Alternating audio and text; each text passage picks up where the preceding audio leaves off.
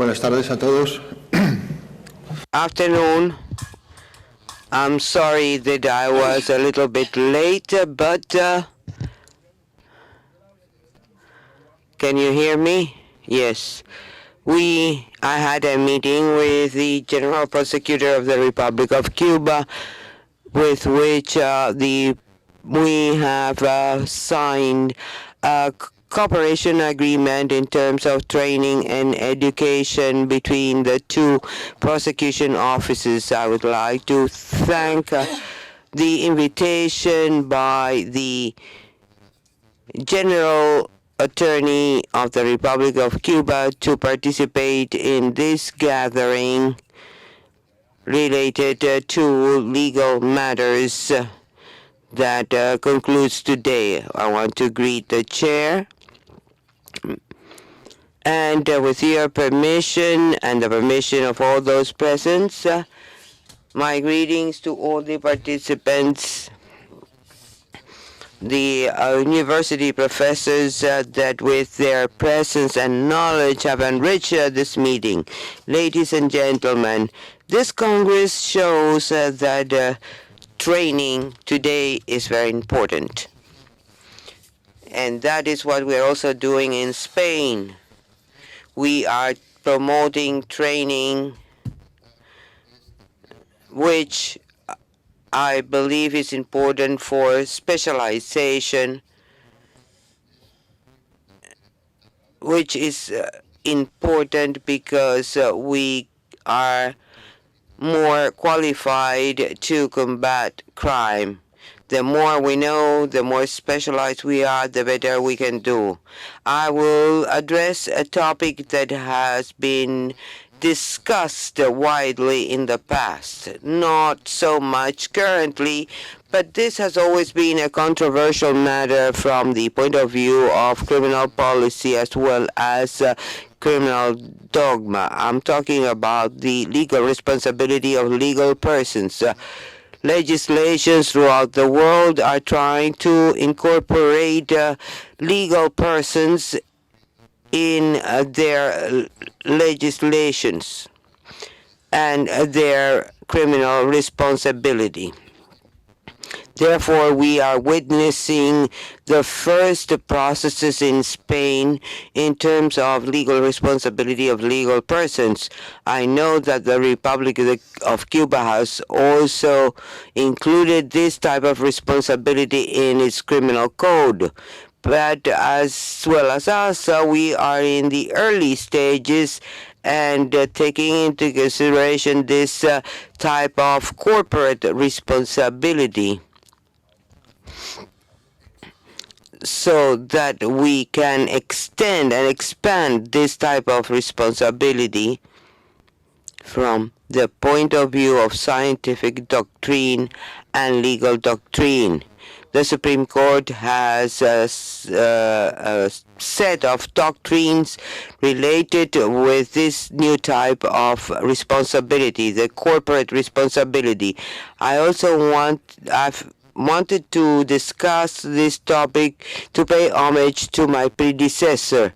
I've been the General Attorney of the Kingdom of Spain for only 3 months, and my nomination was the result of the passing away of my predecessor at a meeting in Buenos Aires last November 2nd, 2017. My predecessor, and with this I want to pay homage to him, was an expert and scholar of criminal responsibility of legal persons. He was a university graduate and had a PhD on this topic. And not only that, he had also drafted one of the most important sentences by the Spanish Supreme Court on this topic, 154 of February 26 of the Supreme Court, the Criminal Court of the Supreme Court, by which for the first time some interesting points of that doctrine were implemented. This sentence adopts the responsibility under self-responsibility and not interior responsibility in this matter. This is a sentence that was approved by majority,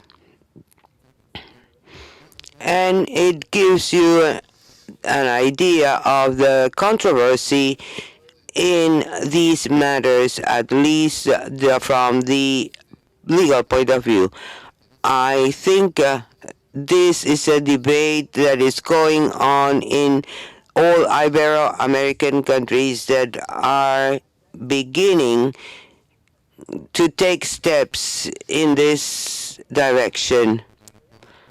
I will not use my PowerPoint because it's too long, too many slides. I rather talk to you for the few minutes I've been allotted on this matter.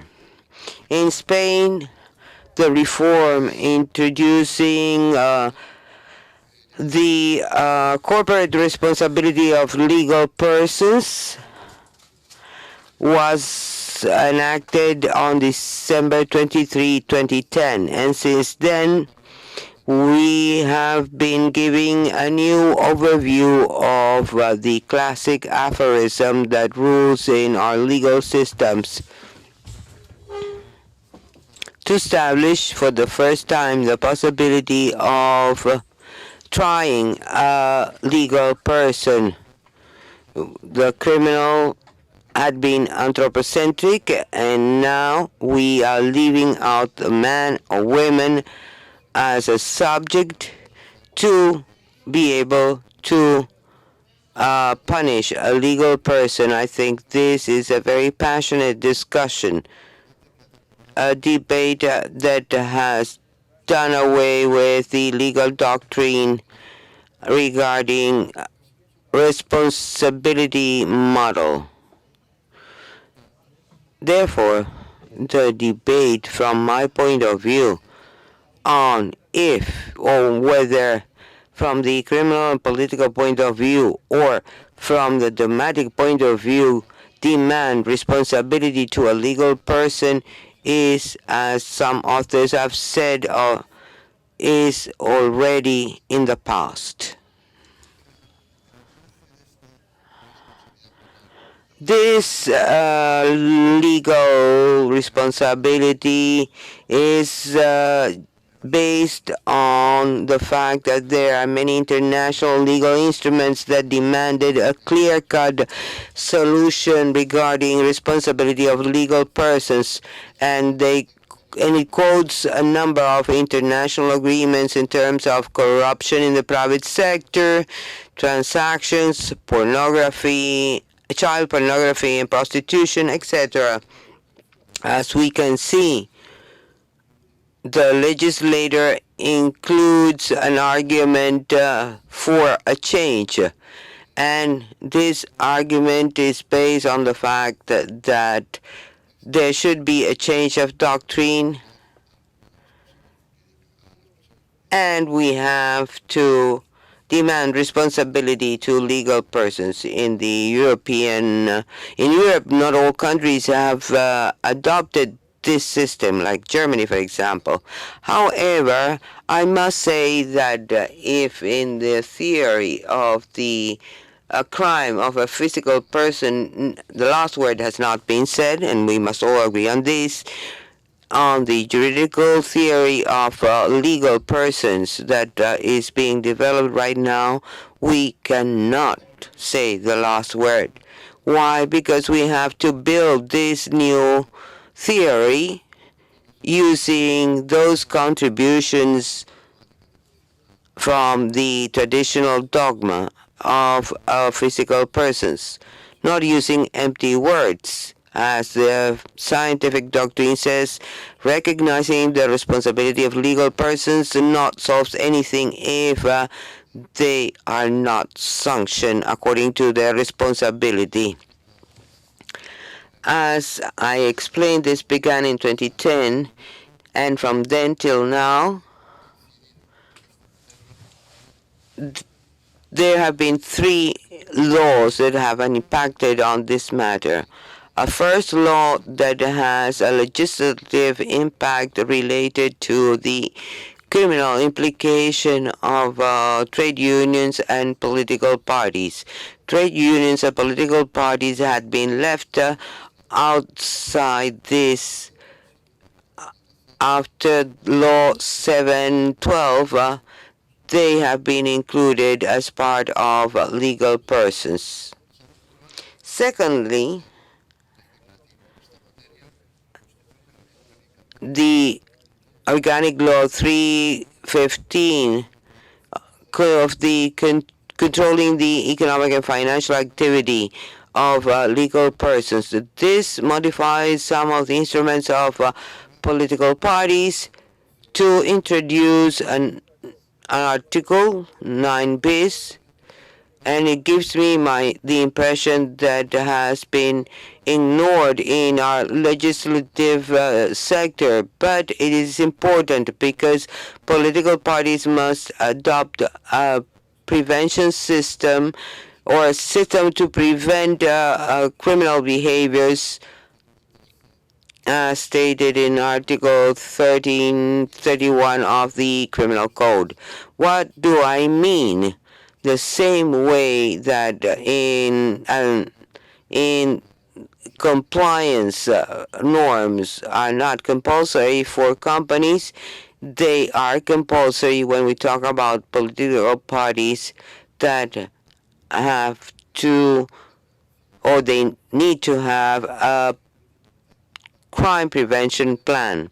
The last impact on this issue is the important and famous Organic Law 115 of March 30 that was in force in July. We have a regulatory adjustment regarding the responsibility of legal persons, and secondly, the exemption of legal responsibility to those companies that have a compliance system, and this system has been effective, though they may have, or though a crime may have been committed by this company. So the possibility of being exonerated by incorporating a compliance. Before moving in my presentation, I think we have to clarify some doubts in the scientific doctrine and doubts that we also have. The question is the legal responsibility of legal persons is for all crimes, for some crimes, for crimes of a special nature, or economic crimes, or is it a special supplement, or is an election by the legislator on the catalog of crimes to say these yes, these no. These can be sanctioned, these not, and can bring about a trial to companies for legal responsibility. In our legislation, we have not solved this because, as I said, we are at the very stages. It seems that we still don't have a clear scheme in terms of legal responsibility of legal persons. In our Book 3 of the Criminal Code, it was not clarified if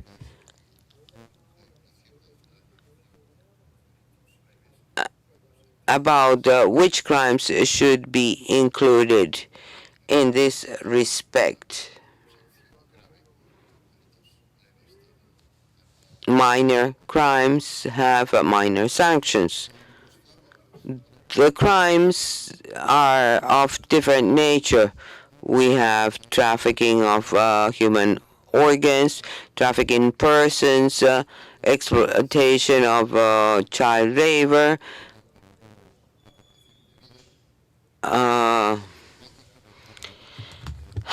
IT crimes, money laundering, illegal migration, human resources, environmental resources, nuclear energy crimes, crimes against public health, which deal with drugs and bribery, corruption, traffic of influence, corruption in international commercial transaction, terrorism in terms of financing terrorism introduced by the new organic law, the crimes to promote hate or hate crimes by a legal person financing terrorism, as I already mentioned, and illegal financing of political parties. Outside the code, we have some types of crimes like those related to smuggling. Smuggling is also a crime that can be done by a legal person and can be sanctioned under Article 31B. And in an amendment of 2011, it is clearly established that all these crimes can be committed by legal persons. The problem of the new law is that we did not have anything concrete. We had some things related to drugs, some crimes regarding violation of the rights of the workers, and when acts under this article are committed by legal persons, they will have the same sanctions as administrators or managers, and persons that knowing about these problems and having the possibility of preventing them have done nothing to prevent these crimes. In this article, we have the two models that appear in Article 31 bis. In terms of prior instruments, we had the new sanctions that were included in the criminal code, and we have also the Código Penal. La cuestión desde el punto de vista dogmático, liability of legal persons. The historical reasons that prevented this was that they had no action capability. They could not be the sanctions were unfair because it punishes both the offender as well as the managers. Resocialization is not a good solution, but this is a problem that we have to solve. The system doesn't state that this legal responsibility of legal persons ignores the individual responsibility. So both the physical person as well as the legal person can answer regarding a crime. Ultimately, it's not a vicarial responsibility because it was said so or stated so by the Supreme Court, but because for the first time the legislator, and I have to say this, the legislator has an impact on a dogmatic matter, and states that to solve the prior doubts of the previous legislation that had been construed as a system of responsibility. Very few times a legislator is involved in such controversies to then solve it in the preamble of a legislative document. If we take into consideration that legal persons are capable of committing a crime under any law, civil law, trade law, labor law, and criminal law, and given the nature of the sanction, this had prevented the incorporation of the legal responsibility of legal persons in the world of crime. Summarizing my initial statement, we are witnessing an accumulative or dual system. There is the responsibility of the physical person and the legal person.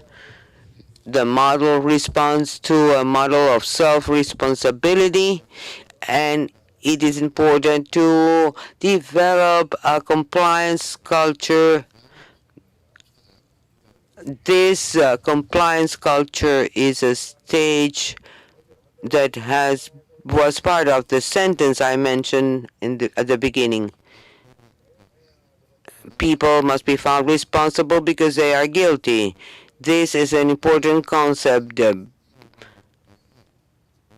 The Spanish Supreme Court has, in a sentence of 2015, stated that whatever the structure of legal persons, we can never forget guilt as part of the sanction. We need to have a corporate crime. This was in March 2016. In addressing a corporate crime,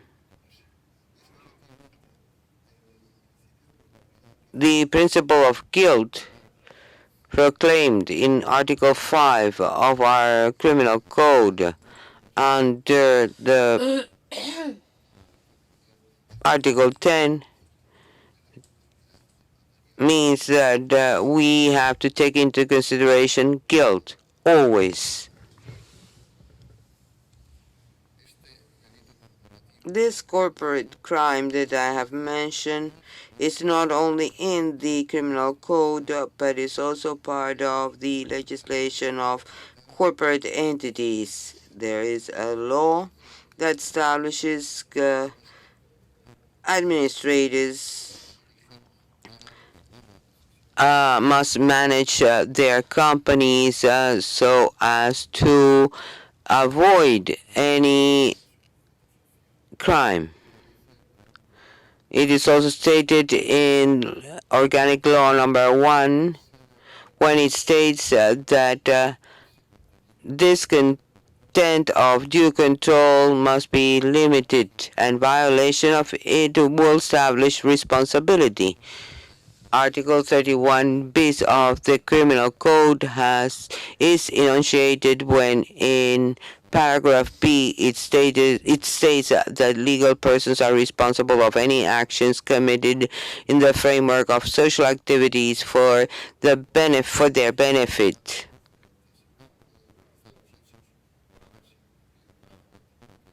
The crime was possible because there was no surveillance nor control, etc. The word control is the main argument. What type of crimes can we establish? Well, mainly two. Crimes committed on behalf of the legal person and crimes committed by the employees when they have not been controlled by those who are in charge of the legal person. I'll give you two examples. The first case when a legal person makes a or may I go? Se ha podido cometer un delito fiscal en nombre de la persona jurídica por aquellas personas que lo Submits its tax return. When a legal person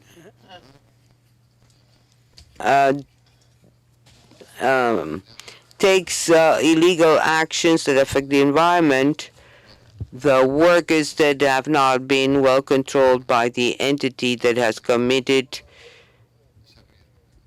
or that has brought about this environmental risk are committing a crime against natural resources. So this is the second example.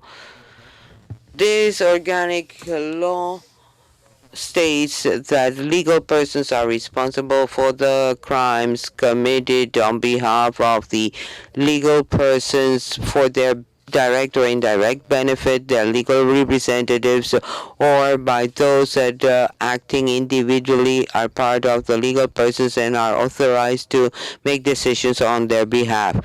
And the second, I'm not going to quote it because I already quoted it. It refers to employees that are not well controlled. The first difference that we see with our original legislation regarding legal persons and the 2015 legislation is that the confused concept has disappeared. On the other hand, I had also said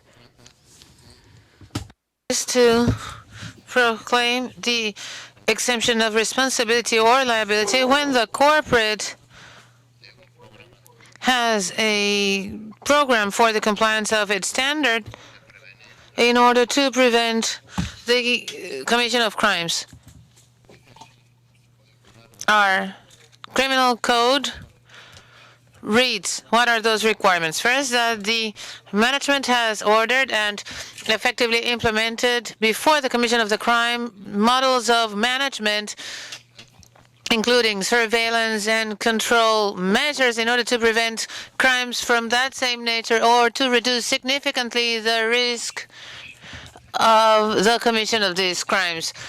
There's also a system that I think is interesting, which is the supervision of the control of that compliance through a control body which is separate from the management, from the board of directors of the company, through a separate body that tries to ensure compliance of prevention measures and that somehow tries to establish an autonomous configuration of that control body. Thirdly, that individual perpetrators have committed the crime fraudulently eluding the organization and prevention models. And fourthly, that there hasn't been negligence or omission or deficient supervision or control by the control body. So it is not only enough to have in place a compliance system, but we've also have to implement effectively, both in the implementation, not perhaps in terms of its results, because in the long run a crime has been committed, and that criminals have committed by eluding the organization and prevention models. So this system responds to an idea. Hey, you corporate body, if that corporate body has adopted all precaution measures in order to prevent crimes from being committed within their course of business, you are no longer responsible for the crime that has been committed. But if you have only maintained a system in a drawer, a file of compliance that is only an apparent structure of a compliance system that is not operational, then you are liable and you must answer as a corporate body. So what is this exemption from criminal liability? Well, this is an open discussion. It may happen when we have one of these accepting circumstances, or one circumstance that exempts the corporate body from criminal responsibility or liability. How does the civil liability then works? It was designed by the lawmaker.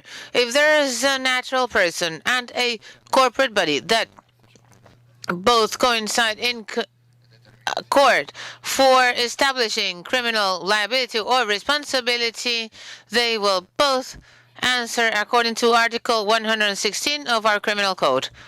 So these are some issues. I cannot dwell on these because I would use more of the time I've been allotted, but we're in the presence of a dual responsibility or liability model, depending on having natural persons or corporate bodies, or we must determine whether this is only valid for natural persons, for small and medium-sized corporations, or for all corporate bodies. Anyway, all provisions concerning the criminal liability of corporate bodies won't be implemented to the state, to the territorial and local governments, to coordinating bodies, to public agencies, unless there's been a clear case of fraud. In order to make this system consistent, this title should be supported, arguing that the sanction is the consequence of the lack of control and organization by the management or the executives of a corporation or organization.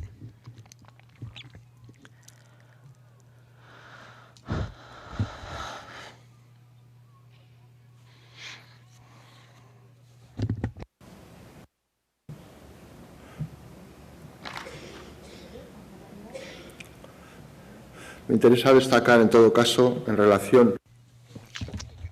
I would like to highlight in terms of the criminal liability of uncontrolled employees, that the crime must have been committed for the direct benefit or indirect benefit. Before it said for the benefit of, which had a rather more economic component, but now it refers to all sorts of advantages of any given nature, whether it is subjective, objective, positive, negative, even to avoid incurring in expenses, and these can be even shared. And there are other issues related to the responsibility or liability for the position, whether they were obeying an order by the management and also by omission. That is, and first, the one who had knowledge of the order, and this, of course, must be proven, and also the omission, which is the failure to perform the existing obligations. So, wrapping up, the liability of corporate bodies is based in the fact that corporations must be properly organized in order to prevent crimes from being committed within their business structure. So we must establish the responsibility of the corporate body given the lack of control and organization within its structure. All of this should be translated to the probatory facts of a condemning sentence. In my viewpoint, the grounds for the criminal liability of a corporate body lies in the duty they have to be properly organized to prevent that crimes are committed during the course of business that ultimately result in the benefit of the company. So I think this will be a crime by omission. So corporate responsibility, or the criminal corporate responsibility, is the lack of culture and ignorance or non-observance of the law. So, which doesn't mean that this corporate bodies must also answer for crimes committed within their institutions. We must be responsible from our own position, and there is a crime that has been attributed to the corporate body, and it should be illegal because it violates the effective legal order, and the type should be included in the catalog, thus entailing that there is a connection. Charging corporate bodies for this type of crimes must be established in case of the lack of control mechanisms, and also due to the deficient organization that has enabled or facilitated the crime. So the Supreme Court of Spain has seen a series of crimes.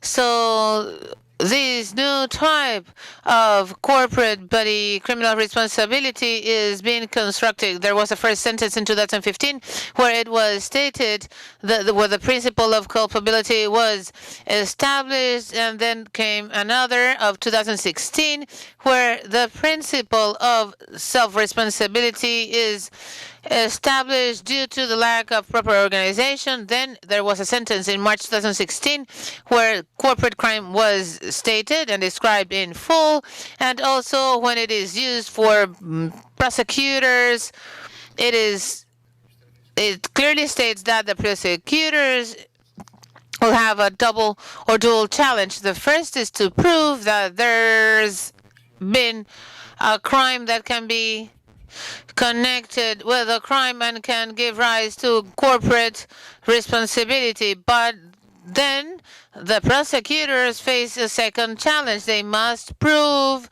that the corporate body is not properly organized, so that under these two type of cases, the criminal responsibility can be attributed to the corporate body. Only in the area of the sentences or decisions that have been issued in our country, there is only one aspect that divided the judges of the Supreme Court, and was that related on who had to prove the corporate responsibility. In my viewpoint, and I've said this before, there is a conciliating theory which is the following. The prosecutor, according to the charges that seek to punish corporate bodies, must prove the elements that serve as the basis to establish the responsibility of the corporate body, that is the lack of proper organization that has led to the lack of control of a given risk, and defense lawyers must have the burden of the proof of laying during or showing during the hearing that there was an actual compliance system, so that defense lawyers seek to exempt the corporate body from criminal responsibility because they did the utmost to prevent crimes from being committed within their organization. However, we must continue working on these because we must make courts reflect on the fact that there must be a harmonious and conciliating solution, and that is the only way to advance in a subject matter that I think is quite interesting and reasonable and plausible based on the need to establish the criminal responsibility of corporate bodies, because we are seeing the emergence of a new theory, which is